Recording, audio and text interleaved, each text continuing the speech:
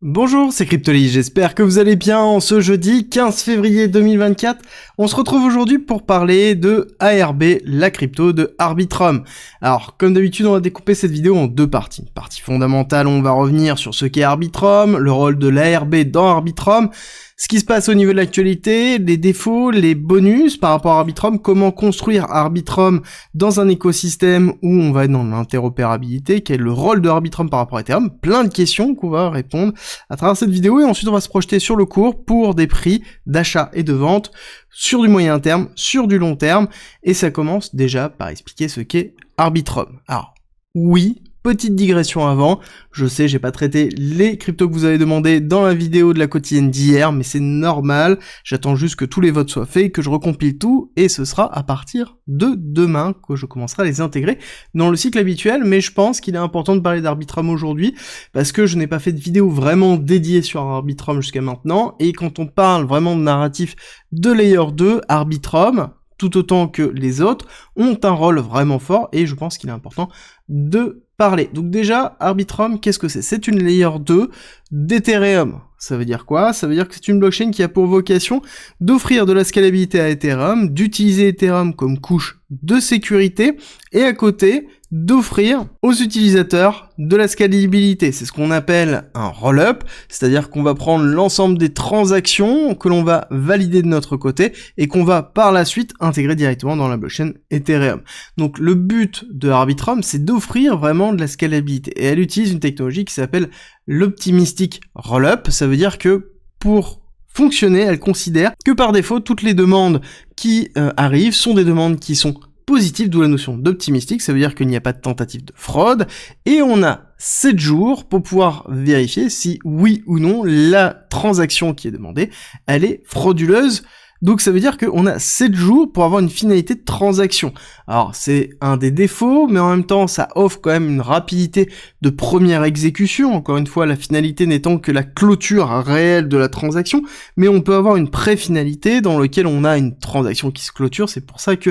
généralement sur Arbitrum ou tout autre optimistic rollup, on va avoir des transactions qui sont rapides et assez peu chères. Alors, quand je dis assez peu cher, tout est relatif, c'est vrai que ça reste quand même très cher parce que ça coûte beaucoup de mettre et de stocker les données directement sur Ethereum, chose qui va disparaître notamment avec la prochaine mise à jour d'Ethereum qui va arriver, dans lequel on va avoir une augmentation de la taille des blobs, qui est la zone de stockage réellement au niveau d'Ethereum. Et quand on va avoir une diminution de ça, je pense qu'on aura vraiment des transactions qui seront inférieures aux centimes, et c'est là où on va avoir vraiment la notion de scalabilité. Alors à côté, c'est pas quelque chose qui est totalement parfait, encore une fois déjà dans le concept en lui-même, l'optimisme fait que on a des défauts et que on n'a pas le système qui permet de vérifier que oui ou non il y a une preuve, parce que le principe c'est que les personnes qui trouvent une transaction qui est défectueuse sont récompensées, et le problème c'est qu'on n'a pas ce système-là qui est déployé, mais en l'occurrence les validateurs sont whitelistés, et c'est là où la notion de décentralisation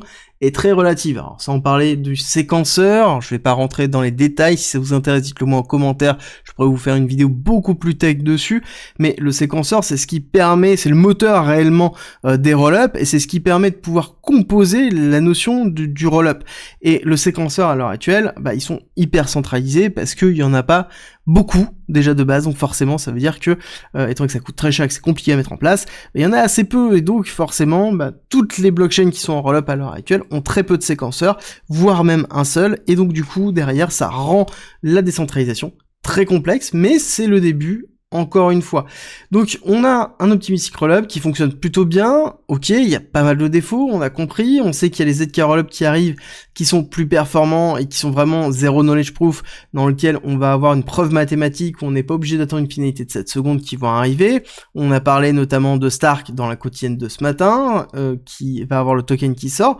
Oui, mais pourquoi c'est intéressant d'utiliser Arbitrum? Déjà, parce qu'on a déjà beaucoup de TVL, on a 13 milliards qui sont loqués, on a quand même des gros projets qui sont dessus, on a GMX, on a AAV, bon c'est classique, on a Pendle, on a Hyperliquid, on a Radiant, avec quand même beaucoup de TVL, et surtout on a une équipe qui est très présente, on voit les core devs qui sont là, on a les commits qui sont bien présents, donc c'est très actif. Et je soupçonne tous les optimistiques roll-up à un moment donné de passer sous une forme de ZK roll-up ou d'un truc un peu mix qui vont arriver, donc je considère que ils ont fait le mouvement de partir avant tout le monde en utilisant une tech déjà existante, donc qui était l'Optimistic Rollup, récupérer de la TVL et ensuite switcher. On connaît des spécialistes dans le domaine, c'est Polygon et Matic, et ça marche plutôt bien dans leur développement, en tout cas de la fondation et comment l'écosystème se développe. Et donc du coup, on pourrait voir la même chose au niveau d'Arbitrum, et pas que, je vais vous faire d'autres vidéos notamment sur d'autres qui se mettent en place, mais pour moi, on est quand même dans cette démarche-là, où se dire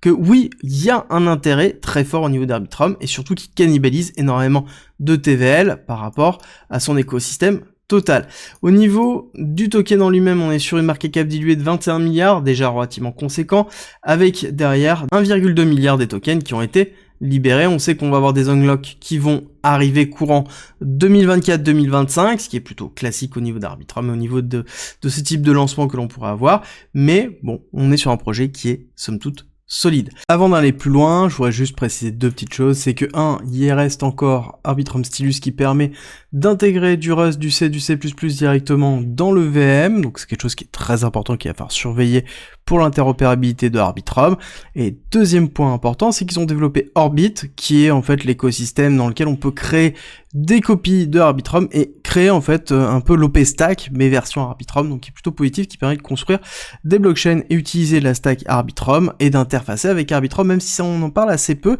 c'est quelque chose qui est assez important. Au niveau du chart en lui-même, donc on va pas parler de la bougie d'accélération d'ouverture qui a été assez puissante et assez forte, et classiquement sur ce type d'ouverture, on a toujours une forme de U, dans lequel on a une accélération haussière, on redescend avec une respiration et ensuite on marque réellement le cycle à partir du moment où on a en fait un intérêt qui est porté sur le projet. À partir du moment où on a un intérêt qui est porté sur le projet, on va faire un break of structure, chose que l'on a fait ici. On voit bien qu'on fait un très beau break of structure et ensuite on consolide dessus pour repartir. Et là ce qu'on attend c'est la validation avec une rupture ici des 2,4 pour se dire qu'on repart à la hausse. Alors, ce qui est intéressant, c'est que sur cette première impulsion baissière, le retracement, on voit qu'on est allé chercher le 0,618, donc vraiment classique, dans lequel on a fait une très belle accumulation avant de repartir, retester l'accumulation ici, et d'avoir le mouvement haussier, dans lequel on a eu vraiment décembre 2023, dans lequel on a eu une rupture haussière. Que pouvons-nous attendre réellement des zones d'achat au niveau d'Arbitrum? Déjà, pour moi, je considère qu'on a eu des belles opportunités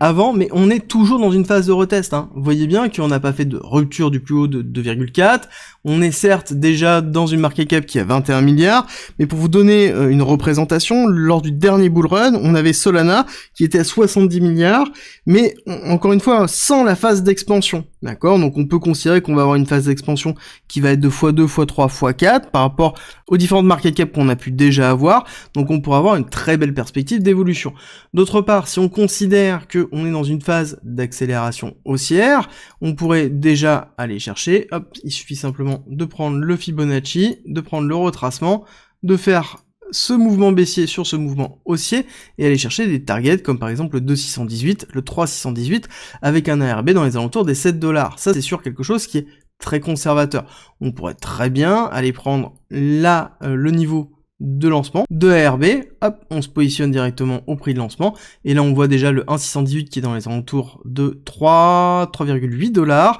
2,618 qui est dans les 6 $,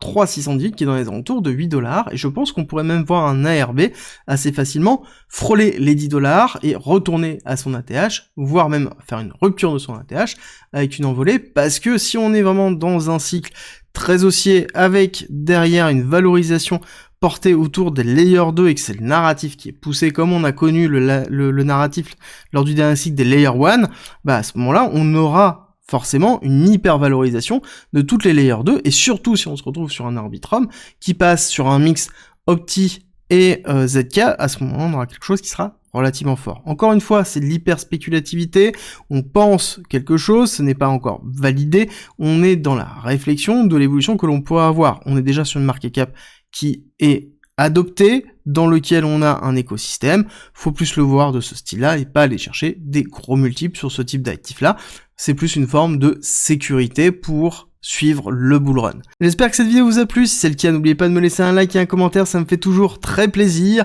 et nous on se retrouve très vite pour une nouvelle vidéo.